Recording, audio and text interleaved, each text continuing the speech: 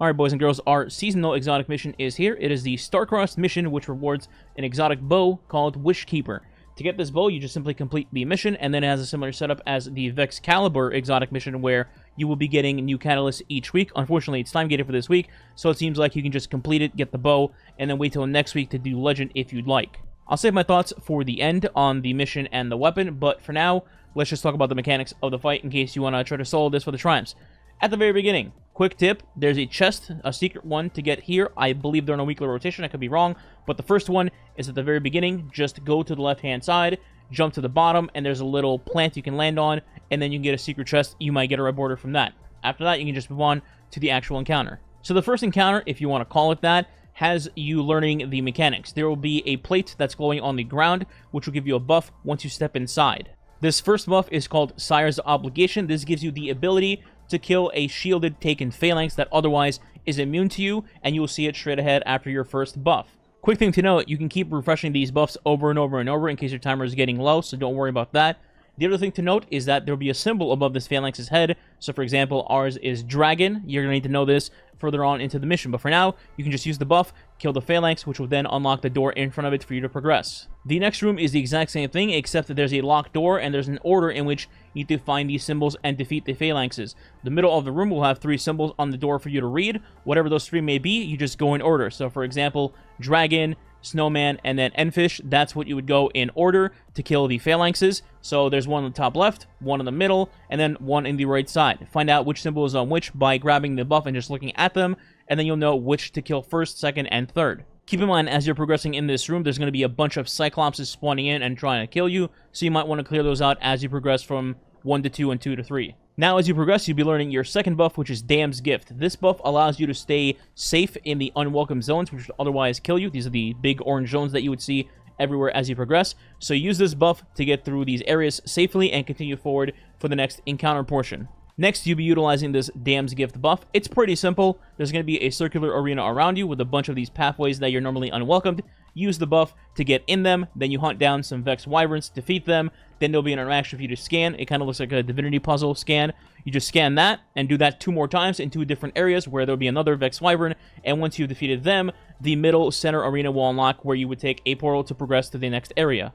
The following portion will have you then use both buffs together. You can collect both buffs and get a new one called Crowned by Dragons, which essentially just lets you kill the immune phalanxes and also pass through any door that you would want. You simply just go over to the door again. There'll be 3 symbols, which means there will be 3 phalanxes. You kill the correct symbols in order once again, and then you can pass through the pathway. By the way, in case you didn't know, if you kill the wrong phalanx, then the thing just resets and everything heals up to full health, and you have to repeat the process. Finally, after you repeated this process again, there will be a rally flag on the ground for you to just use. And after this, you finally get to the boss of the mission. Now, as you drop down, there will be a buff for you to collect, again, 1 of each, and then you can go inside the arena and be safe. By the way, the entire arena is that orange gas, I guess you can call it, and if you don't have the Dam's Gift buff, then you will start getting damaged and eventually die.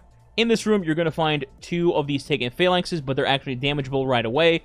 And then the final boss in the middle of the arena. Now, the boss seems to be just damageable right away, so you can just kind of ignore them if you'd like. However, if you do kill both phalanxes, the boss's shield just entirely disappears, which could be more helpful for you if you're using just traditional weapons to shoot.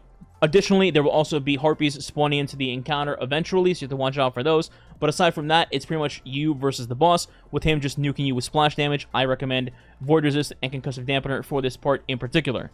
The boss fight is honestly very cookie cutter. You just fight a Vex Hydra, it can detain you, you can break out, and then keep shooting it. There'll be some harpies that spawn in, there'll be some taken goblins that spawn in that can make the boss immune. You can kill those, and then continue shooting the boss until the boss is dead. Pretty much, it's just shoot the boss, and watch your timers to refresh them, so you don't get killed by the mechanic of the room. And that's pretty much it. You defeat the boss, go forward, next door, boom, end of the mission, you get the bow, and there's also a cutscene at the end, but I won't spoil that. Now, as for my thoughts on the mission, I'll just be honest, I think it's pretty lame. The difficulty of it, at least on normal, is non-existent. The mechanics are pretty simple. Once you know what the mechanics do, it's like, oh, okay, this is just like a patrol zone, pretty much. Until you get to the final boss, who is then just a generic big Hydra that can occasionally detain you, and then just shoot you normally like Templar would. It's really very simple, not super creative, and it's pretty short. It's just like 3 add encounters, and then get to the boss, kill the boss, and then you're done. Maybe on Legend, when you're locked in at a negative 15 power, it can be a little difficult, but aside from just running it on Legend for the Catalyst each week, there's just nothing here, in my opinion. Unfortunately, it just is not the quality that an exotic mission should be. Something like Vexcalibur, it doesn't even come close to sniffing that quality.